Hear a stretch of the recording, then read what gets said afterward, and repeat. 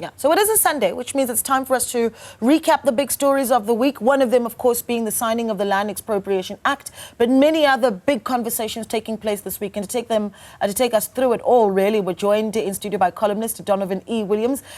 Such a pleasure having you back in studio. Thank you so much for your time. Compliments of the new year as well as studio viewers. 100%, and to you. We're also joined by political analyst Dr. Ongama Mtimka. Dr. Mtimka, good evening to you, and thank you so much as well for your time. It really has been quite the week, and I think that we're going to bank the discussion around land expropriation a little bit earlier, where we'll actually also add some voices to really the debates that have taken place around land expropriation. But I think one of the big stories that certainly has gotten the country talking and split in a really big way has been what we've seen with the tribunal that we've seen, where Andiswa Mengo has laid a complaint against the judge-president Selby Mbenenge, and the language of it, just what has been revealed, and the likelihood of, she seeing the justice that she says she's seeking. But talk to me about highlighted moments that you took from this week out of the tribunal, Donovan. I'll let you go first. Yeah, I guess how many nails do need to be nailed into South Africa before you feel crucified, in a sense, and not an individual's concern. But we've just come after 16 days of activism, etc. And we have all these, in a way, misleading objectives that we don't really commit to. We have a problem with gender relations in our country. We have a problem with particularly males in positions of power and what they think they are allowed to do, etc. The responsibility of power in many ways. And many may say that maybe it's not even just males, it's just we. But I'm conscious that I'm speaking about this as a male, for that matter, as a man. And I don't go through the harassment and advances on a daily basis that women go through. And I think what is worrying here is that we can look at this legalistically, and that's what it comes out. And everybody's got a view on what's the case about, who sent the picture, is the picture valid, etc. and stuff. Does the WhatsApp work in that? But we need to take it out of the legalese. We are losing faith in our institutions. We are losing faith in our institutions because the persons who are in there do not reflect the integrity we expect of them. And in this case, a judge. So it's not a matter of being guilty of sexual harassment for this now, for the public, for myself and yourself and so forth. It's about the judicial code and what it's supposed to express. Was he supposed to be in that position having those types of conversations? Do we expect that? Do you expect that from your boss? Do I expect that from my boss? And this is what concerns us as South Africans. And that's why I start off saying that our institutions are in trouble. And I don't think our leaders understand how little confidence actually we have in our institutions. And that has to change. Something's got to give. And this is another case of a judge is an institution. A judge is not just a person. A judge is an institution. And he's supposed to reflect that institution. And I don't think, no matter what, he could even win the case. But we will walk away from here saying, South Africa, this is what we are like. And I think that's my takeaway. The testimony and even his own lawyer, who's defending him, seems to agree that he has not lived up to, if he's done all of this, he has not lived up to his own oath. He's not lived up to his own professional ethics. It's an interesting point when you talk about guilty or innocent. What this says to the public. And Dr. Mtimka, perhaps this is where I bring you in here, because here's the reality. I know that your world a lot of the time is politics, but we're talking about everyday South Africans that are, watching all of this. And Donovan says, what is the message that what has come out of this tribunal that it sends to the everyday South African? I immediately think about how clogged our justice system is with even matters around sexual harassment, for instance, that, are seeking justice. So for those that are watching, what's the greatest concern here about what we've seen come out of the Mbenenge tribunal? Good evening to you, Donovan, as well as you, Naledi, Donovan, as well as your viewers. Thank you for having me here. Yeah, it's a bit of an unusual issue to comment on from my side. But to the extent that in politics, we also look at power dynamics in society and also issues of repute and credibility of public institutions. I think over time in South Africa, these are the kinds of scandals that we should not be comfortable with in the highest offices of the land, but also among leaders of any kind in organizations, because powerful positions that people hold in organizations create, whether real or de facto, or de jure or de facto, unequal power dynamics, which make relations with subordinates to not be normal relations. That's one. The other issue, if the allegations are true that are coming out about the broader, allegations of sexual misconduct, if I can put it that way, in that court, then it leaves much to be desired. In fact, you would fear that if these are true, would you, if you were a father, mother of somebody affected, be confident that if you took a case of sexual abuse, sexual harassment to those courts, whether in fact it would be judged fairly? So by all measures, in my view, the disrepute that allegations of this nature bring to that office do not bode well for the credibility of the judiciary.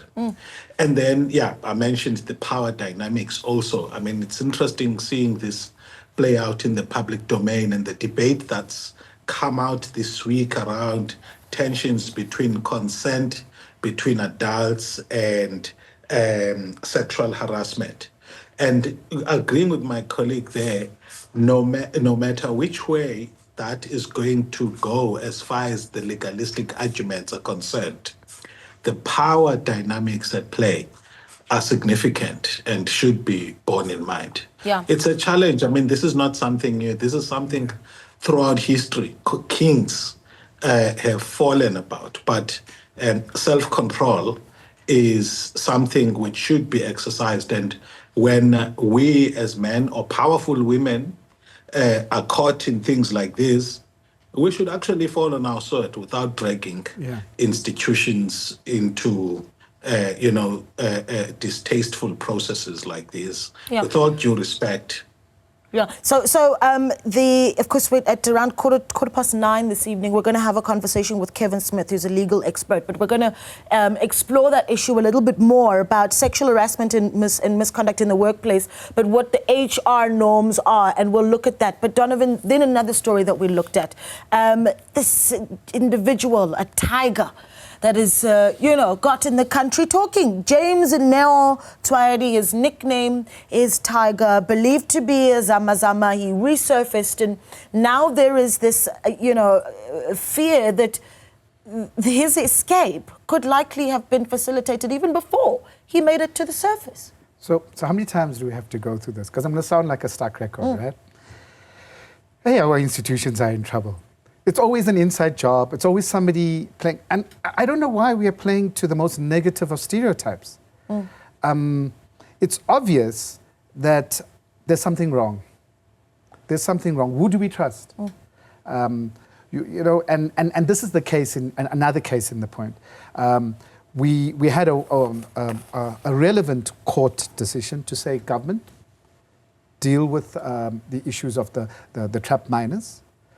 Take on your responsibility. It doesn't matter if they are guilty or not of doing something illegal, but the sanctity of life is the sanctity of life, and so forth. And then you come onto this, and you can actually see that there is the levels of collusion that happen amongst those in positions of responsibility. And I feel for the state or the leadership of the state. How do they police every person in the state? South Africans have to improve. That's all I can say, because it's becoming to a point of where there are no tigers in Africa, but we are creating them. In that way. Interesting. That's interesting play on words there. Look, there's so much to discuss, and I think we're going to move into the discussion now where we start talking about land expropriation. And as we continue with Dr. Ongama Mtimka as well as Donovan Williams, we're also joined by Professor Ruth Hall, who's with the Institute for Poverty, Land and Agrarian Studies, or PLAS, the University of the Western Cape. Prof, a good evening to you. Thank you so much for joining us. I think I'll let you go first in this discussion as we start talking land expropriation. Give us just your initial reaction. Right, the president signs the bill into law, and your first thought is? It's high time. This bill has been long in coming. It of course is grounded in the Constitution. So the terms of the negotiations in the mid-1990s agreed that there could be expropriation of property, including for land reform purposes, and that the state should be empowered to expropriate properties in the interests of greater equality. And that it need not always pay market price, but it should look at a variety of criteria when thinking about what is just and equitable compensation. And that is the phrase in the Constitution, in the Property Clause, and that's exactly what we now see repeated in the Expropriation Act. So it's taken pretty much 30 years, but finally we have a law that gives effect to the agreements that were reached in the mid-1990s in the crafting of our Constitution. And of course, this response that we see to the Act actually is exposing the different views as to the nature of our political settlement, because you have those who see the Constitution as defending all property. There are those who see it as a major impediment, and there are those who see the law as being able to resolve the issues. So right now, I think that what we're seeing is the reenacting of the contestation that's been quietly bubbling away for a long time. And we saw it very much in 2018, 2019, with the expropriation without compensation debate. So there are no surprises here. This has been long in coming. Yeah. Ongama, I'm keen to hear your view on the political fallout of this. I mean, you also had this weekend, Gayton McKenzie at a Thanksgiving service at Crystal Church in Johannesburg. And he's quoted on that podium as saying, President Ramaphosa disrespected us. This is no way to treat us. He didn't even have the courtesy to call us, to call the DA, to call the IFP, to call the Patriotic Alliance, saying that Ramaphosa stabbed us in the back for not informing GNU leaders about signing the act into law. Prof. Ruth says it's also starting to expose, how people really, I suppose, look at the issue of inequality, if you will, in the country. But what do you make of what we're hearing from other parties within this government of national unity? Look, as far as relations among partners and their expectations of what it means to be partners, maybe they have some point. And in fact, it may precisely be the reason why President Cyril Ramaphosa used the fact that those bills had been through Parliament already and just awaiting his signature and just proceeded to sign it. Because politically, there's more to gain, especially in this time leading to an NGC of the ANC, than there's more to gain signing the bill and having opposition than to engage them first and be caught up in deadlocks, which in fact are not constitutional as far as a narrow interpretation of what the law says is. But I think what we shouldn't forget in South Africa is that we're in a very unique position as a country where we constructed nationhood out of a very deeply painful past, in terms of which both for descendants of the former oppressor and descendants of the oppressed decided, even if it was their elites, to construct a nationhood. Now, this decision was not a 1990s decision. It was a decision in 1955. It was a decision in the 1940s. It was the decision in the late 1800s when the writers of the hymns were writing songs like Abansundu nabamhlophe mababulele kunye, or both black and white must praise together. This nationhood has been long coming. The challenge is that especially for political whiteness, if I can put it that way, it's not as a viable political program unless it manipulates some form of fear in the white population. So even if there are, I mean, if you look at the responses to the act itself, my view is that the average person reading the act by themselves, they would see that there are enough protections in the act for no arbitrary state action against their property. But what do politicians and big NGOs do? They manipulate sentiments about the act and frame the act and say what the act doesn't say, so that they can continue to legitimize themselves as representatives of the constituency they are purporting to represent. And that's unfortunate. On the part of the government, they create the impression that by doing this, they are going to resolve a huge supply side issue about land, which is impossible on the basis of what the Act says about itself, because it starts by outlining that very criteria and for example, compensation in line with the Constitution, but also it outlines what protections are there in the Constitution and in this bill on property ownership.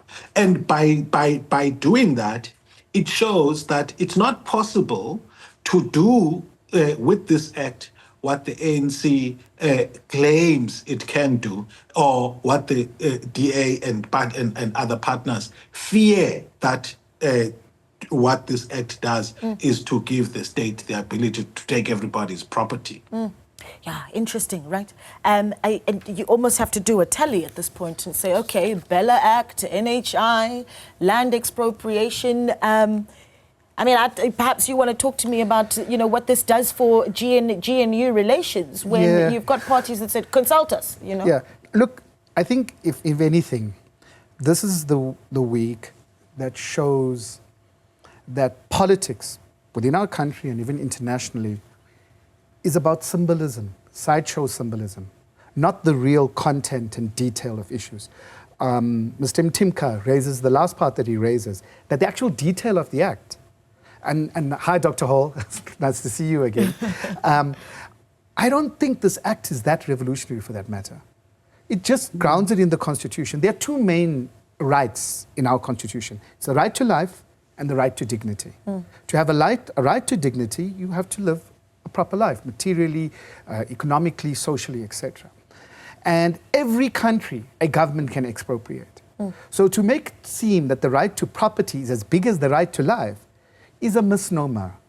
It's an exaggeration, and this act goes nowhere close to that. In fact, the procedures are so cumbersome, we're going to still see if we can really expropriate.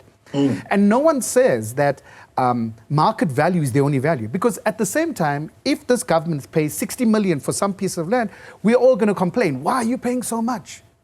Which means you must never have land reform. So which means apartheid the spatial plans and land must remain.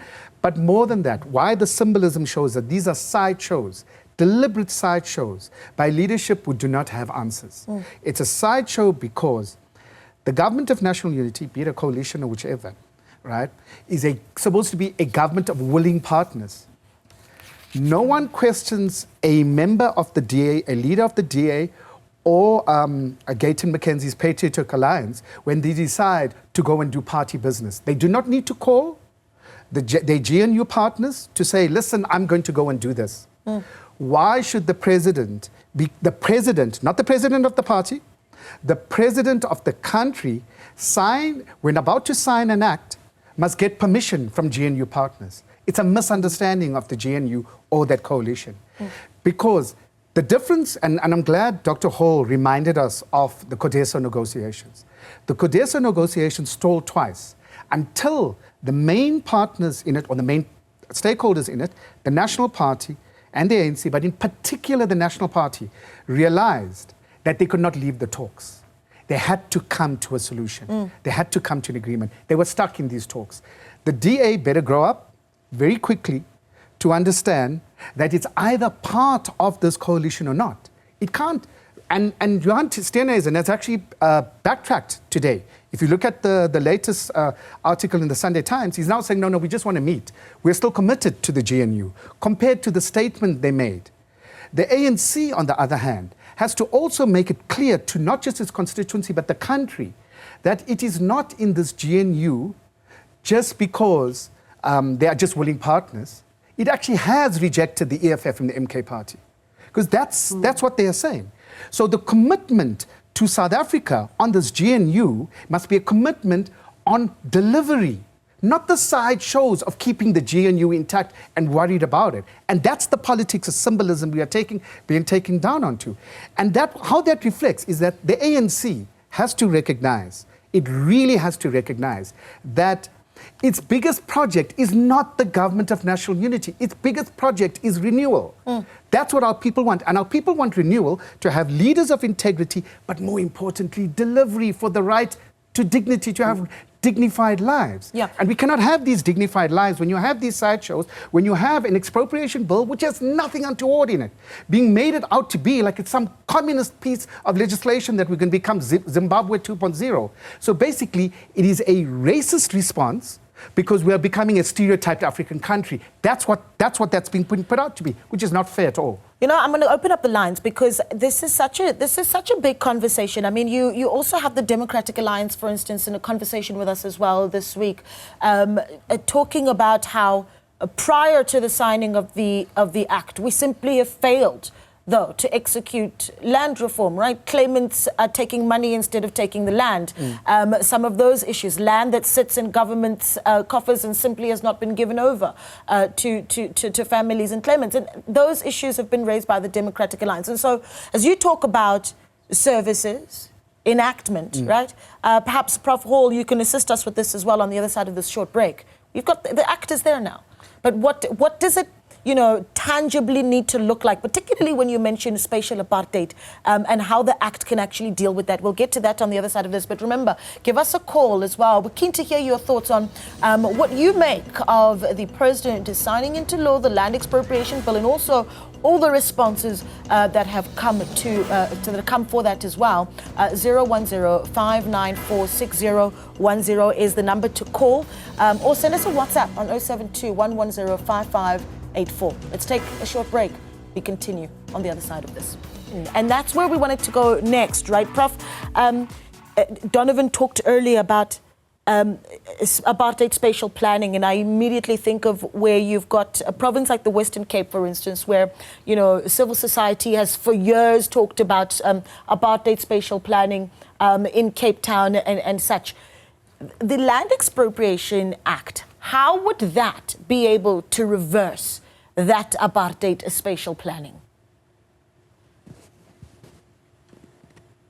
Well, yes. I mean, I think that we can think of a few situations where it is in the public interest to acquire land, to transfer it to people, to develop it in order to overcome inequality. So there are the degree to which our cities are growing outwards is clearly reinforcing those patterns. There are well-located, undeveloped, both privately and publicly owned parcels of land in cities, including in Cape Town, that can and should be developed for low-cost and socially inclusive housing. That's clearly the case. So yes, there are well-located public parcels, but there's important situations where privately owned property does need to be acquired in the public interest. And one example where I very much expect this act will be used in the future is to resolve the deadlocks that exist between restitution claimants who've been waiting since the 1990s for their valid claims to be resolved, and the property owners who have not agreed to the prices offered by the state. So there you have the constitutional imperative of transformation being held up by effectively one set of property rights overriding the other. So I do think that those are the kinds of situations where we're most likely to see this being used initially. There are also labor tenants in places like KwaZulu-Natal and Mpumalanga who have used land, agricultural land, for generations and whose rights are recognized, but they can't become the owners of that. So I do think that this is an important tool. I think that many people who would wish to see transformation in land relations are skeptical about the willingness, really, of the state to use the law. So on the one hand, you have those who are opposing the law because it's apparently the end of private property. I think these claims are overblown, they're disingenuous. And I think that they are essentially trying to galvanize this public interest towards challenging the act. But actually, if you look at it, the act itself is quite onerous. Yeah, it requires exactly. a huge number of administrative steps that the state must go through. You know, honestly, to a large extent, one wonders if the state will be able to, undertake all of those very demanding administrative steps that are required in the Act. And importantly, the Act says the amount of compensation must be just and equitable, reflecting an equitable balance between the public interests, the interests of those affected, including the owner, etc. And it later says that any party can refer the matter to court for mediation or for a court ruling. So, I think that on the one hand, many people are frustrated because this sounds like transformative constitutionalism, but it also sounds like this is going to be onerous and slow and heavily contested. And on the other hand, you have people or groups that have rejected this outright because they don't actually agree with the constitutional framework, so the EFF and MK have rejected it. So I think that the most important thing for the way forward now is for the government of national unity, and this is where it becomes difficult, to set out a framework of how compensation will be addressed. And the important political factor here is that the minister responsible for this is actually the Minister of Public Works and Infrastructure, and that is Dean McPherson, a DA minister. And so the DA, by opposing this, maybe and threatening to remove itself, effectively threatening to remove itself from the government of national unity, would be removing itself from having a say in the implementation. Yeah. So I think that there's a lot of brinkmanship that we're seeing here. But importantly, this is one element of the answer. What it does, unfortunately, is that it redirects all our public attention to the relationship between the state and private property owners, totally ignoring the wider set of interests that should be in this conversation, which is the vast majority of South Africans who don't have secure rights to land. Yeah. And so I think that is more of the public debate that we should be having. Yeah, you mentioned Dean McPherson is a DA minister, and during the break there, Donovan, you were also, noting that even while we've got all of this contestation from John Steenhuisen as a DA leader, he also is the Minister of Agriculture. Precisely, and the Minister of Agriculture is the one responsible for post-settlement support to recipients of land beneficiaries, land claimants who get land. So if the DA or anybody is saying that these are the problems that have existed in the past, they are in positions where they can actually make it better, unless they don't want to. And this is the nub of it we have now. And Dr. Hall is 100% correct. It's onerous. But I would suspect that maybe the first government institution to use this act may be the city of Cape Town, in terms of what they need to do to expropriate for development and so forth. The chances are they would use this act before any other, because the act is not necessary, and that's why it's the Minister of Public Works, and it's not the Minister of Land and so forth. So it's not a real tool for land reform in the real terms. It's more on a normal act grounded in our constitution that governments all over the world have when they need to do development in one way or the other, and therefore public interest trumps private interest or individual private interest and so forth. But for land reform, which is it needs broader consensus, and I think that's what Dr. Hall was alluding to about the government of national unity, to say, come through this, because you have to have an understanding. There should be compensation that's not itself too onerous. And these are the discussions, the political discussions, that have not taken place since 1994. Just before we went on the December vacation, etc., you would recall the Nelson Mandela Foundation has taken government to court on what? Land reform, on not listening to the Motlanthe Commission providing suggestions and recommendations. And those recommendations will all, I think, in my personal opinion, would fall short of what is even in this act. This act won't be able to enact those. So there's plenty more discussions, but not on the symbolism. It has to be on the detail, so we can get to actual land reform, so we can get to lives of dignity. And then I would also add, because what we really are missing out on is confidence in our institutions, because you have these bills, you have these acts, National Health Insurance, the Bella Act, the state-owned enterprises reconfiguration, and now the expropriation. But let's be serious, as South Africans, do we think our government will be able to implement it? We are unsure. We are unsure if our government will actually be able to implement it because of the lack of competency that we see all the time, the varied personal agendas that take over, party political machinations, and of course, ethics. Yep. That's the changes we need. So this is interesting because obviously, you know, the responses aren't just coming from within the country. You've got, for instance, the, you know, various bodies that have spoken. Listen to this now. The Dutch Ministry of Agriculture described the fears as bloated and wrote, and I quote, "While land is a sensitive topic in South Africa and the passing of this bill has been divisive, it is clear there is no immediate risk to land ownership. This is an important outcome for the agricultural sector where land is a key asset." Ongama, I want to bring you back in here, Dr. Mtimka, because, okay, we seem to have lost him, but I wanted to actually get into whether or not we're also starting to see, I suppose, some political chess here where the president is concerned. I mean, Professor Hall makes the point around Dean McPherson, public infrastructure, a DA minister, agriculture, a DA minister. I even think about the Bella Act, for instance, and how you've got a DA minister there as well. And we'll get into that once we've got Ongama back. But do you think about that this was political chess, Donovan? Well, I think the president was, and part of the GNU agreement, the statement of intent, if you recall it, the statement of intent didn't even state how many ministers there should be, etc., from which parties. It said the president will be elected, and we will agree that the president will come from the ANC.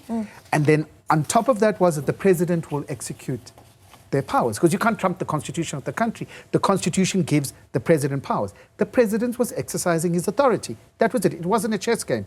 It becomes a chess game by the Democratic Alliance more than anything else, because they are fearful of the growth of the Freedom Front Plus. Yeah. It's as simple as that. They are fearful of the growth of the Freedom Front Plus, so they've got to make a noise like they did on the Bella Bill, but the minister remains to implement it.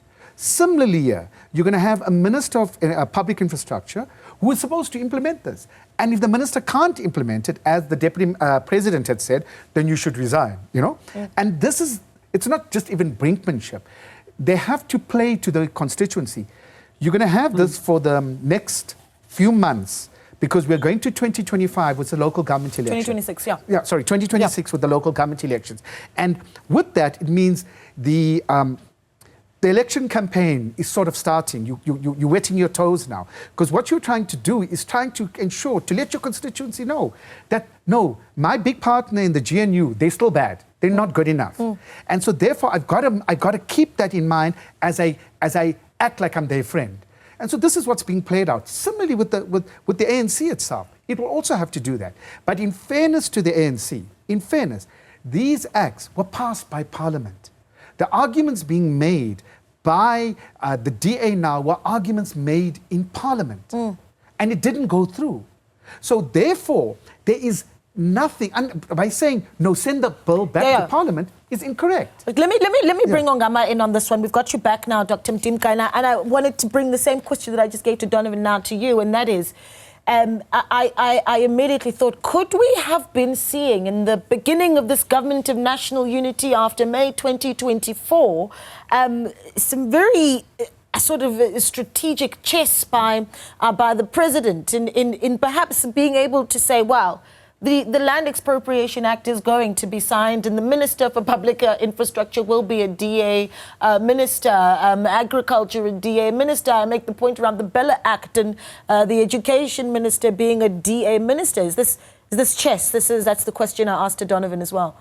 Well, it may or may not have been, or it could be a matter of an emergent strategy. What I wanted to say, though, Naledi, is that this process, the signing of the act, doesn't mark the genesis of expropriation in South Africa. Yeah. The Democratic Alliance, in a case between the Premier of the Western Cape and Shoprite and Checkers, have been involved in a process of expropriation from private owners, Checkers, in order to build a road in the Drakenstein municipal area. And in fact, among some of the disputes in that case were disputes about what actually, what portions of that farm have got due claims for compensation and which portions do not. Exactly. So it's an interesting one. Also, just to come back to that international relations question you were discussing earlier on, we are seeing duplicity in the world in terms of which the rights of nations to determine policy and reactions about those depend on where they are in the world. Are they in Africa, where there's Afro-pessimistic attitudes, or are they in the US? I mean, you've been seeing people commenting from the US about expropriation laws in South Africa, which are very well entrenched in the US. So it's an interesting dynamic that we find ourselves in, that there are those which are assumed to have competencies and credibility and to be able to actually manage laws such that they can apply them correctly. Yeah. And there are those who, regardless of what they may say in the law itself, in terms of what inbuilt processes are there, would still be assumed to be incompetent to make the right decitions about circumstances. This is what I want to do. On the other side of this break, we're going to start wrapping up this discussion around land expropriation, and Prof Hall will talk to us about what next, right? We've been talking about the political parties. Interestingly, the PAC for years calling for land first. Who's the Minister of Land Reform? Mzwanele Nyonzo, leader of the PAC. We're going to talk about perhaps a directive for him, and really who needs to step up and do what for the enactment of the land expropriation bill. So let's see those WhatsApps that have come in, though. Perhaps we'll take a look at just a couple. Eddie Nkomo says, evening, my lady. What Ramaphosa is doing just delaying tactics about that land expropriation bill. Our issue as South Africans is we want him to sign land expropriation without compensation bill. Okay, Eddie, thank you so much for sending in that WhatsApp. Justice Sikokotla from Pretoria says, the newly signed act symbolizes one good step in the right direction for the government. The act will enable government to deal with challenges where communities are deprived services as a result of private greedy landowners who deny some services to pass through their land even when there are no other options. Justice, thank you so much for sending in that WhatsApp. We're going to move towards closing the discussion, but Prof, I think your final thoughts on who needs to do what. I mentioned, we have a land reform minister whose party for decades has been saying the land first. Absolutely. And I mean, I think that the allocation of ministries in our government of national unity reflects a lot about the president's strategic thinking around how to hold the space politically. So we have a DA, Minister of Agriculture. We have a PAC, Minister of Rural Development and Land Reform.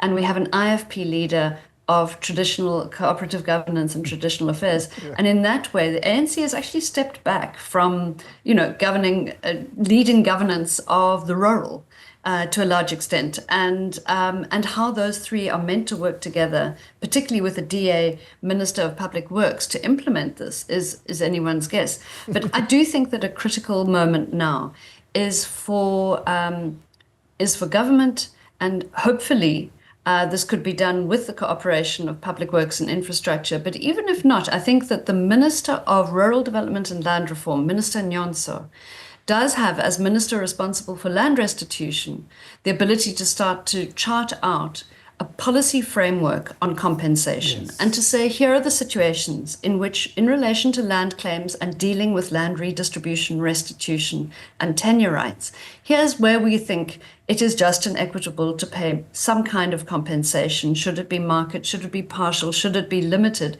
Or should it be zero? So he needs to actually take the space, I would say, and operationalize those ideas and put it out there. No doubt this is going to be contested in court. But one of the institutions that has been strengthened over the past year is the Land Claims Court, which has been converted into the Land Court with permanent judges, with mediation capacity, and with a broader mandate. And that is the court that will have oversight and adjudicate the land reform related expropriations and compensation cases. So I'm quite hopeful that we actually have quite a more functional judicial system to deal with precisely this issue. For that, we actually have Ronald Lamola to thank from the previous administration. So I do think that now is the time both for a broader conversation about beyond specific land claims. Under what circumstances should properties be expropriated in the public interest to overcome spatial apartheid in the rural areas, in the urban areas? But secondly, how is compensation to be addressed? And of course, there are going to be court cases, and there are those who actually fundamentally don't agree with the Constitution. And I think that it's going to be slow. What's striking for me is that what's happened in the past few days is a lot of uproar within South Africa. But as somebody who's been involved in these debates, in 2018, when there was that motion in Parliament, there were investors from around the world, banks. There was uproar internationally about this, and enormous jitters about changing the Constitution. I think that everyone knows that this Expropriation Act is needed. There will be debates about the fine-tuning details about it. Yeah. It will probably be tested, but whether or not it goes ahead doesn't really seem to be the major question. The question is, who can hold it up for how long? Right. But this is in line with our Constitution. Yeah, we're getting calls now. We've got a Mr. Ledwaba who's calling in from Lephala. Mr. Ledwaba, good evening to you. Thank you for calling. Good evening, Analyst, and good evening to your panelists and to the viewers. Yes, what are your thoughts? No, my thought is that, look, in fact, the president is causing us a lot of uncertainty because the bill has been passed, it has been on this table to sign. So the bill must just go on. We need to move forward as a country. We're talking about the imbalances. How do you address the imbalances of the party if you cannot be bold to take an action that is going to cause the very same balances that you want? So there is no problem with that. The DA is in the GNU with the ANC. If the government is taking a decision, if the government that has taken a decision is not the ANC, so they don't have any leg to stand on. Yeah, Mr. Ledwaba, thank you so much for calling. More calls at 010-594-6010. Send us a WhatsApp on 072-110-5584. We are moving towards wrapping it up, but I'll continue to take some calls that want to give us some commentary towards the end there. But briefly, Ongama, final thoughts from your end, what you want to see, where you want to see the conversation, especially politically, go next. We must focus on much more practical and effective leadership over the processes of redistribution in a holistic sense. We mustn't get overly excited about the power to expropriate when in fact there isn't a long list of properties that would meet that criteria immediately.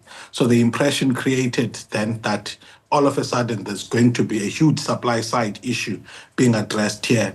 In my view, in the short to medium term, it needs to be properly managed and contextualized. Yeah, Ongama Mtimka there, Dr. Ongama Mtimka speaking to us, political analyst. Final thoughts, Donovan? Final thoughts is, if any of us visit our rural areas, our countryside areas, you will see the Forvotian dream of 1948 still living. You see our people who are expected to just be hewers of wood and drawers of water. These are our grandparents, our parents, our uncles, our aunts. This is happening in 2025, not in 1948. We are failing our rural people. They're not just hungry for land, they're hungry for a life of dignity. And we have not been able to provide that. The only way this act becomes real is that practical expression that is based on ethical leadership to really take care of South Africans. If you travel to our rural areas, you will see it's not just about poverty. Our people are regarded as just servants, and this is not correct. Donovan, we appreciate your time. Donovan E.